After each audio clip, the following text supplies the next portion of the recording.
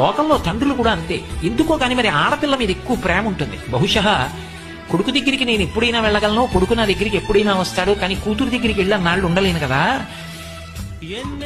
అలాగే కూతుర్ని పిలుచుకుని నా దగ్గర ఎక్కువ నాళ్లు ఉంచుకోలేను కదా అనో ఏమిటో, ఆ పరిమితి ఉంది అనో ఏమిటో. మరి ఆ కూతురి మీద తండ్రికి చాలా ప్రేమ ఉంటుంది, పైకి కక్కడకాయ. కూతురు కూడా అంతే. ఎందుకని అంటే ఓ చమత్కారం ఉంటుంది. ఏదో ఇంట్లో ఫంక్షన్ అయిందనుకోండి, ఆ వచ్చిన బహుమానాలు ఉంటాయి. అన్నయ్య చెల్లి కలిసి అట్టపెట్లన్నీ విప్పి. లోకంలో తండ్రులు కూడా అంతే.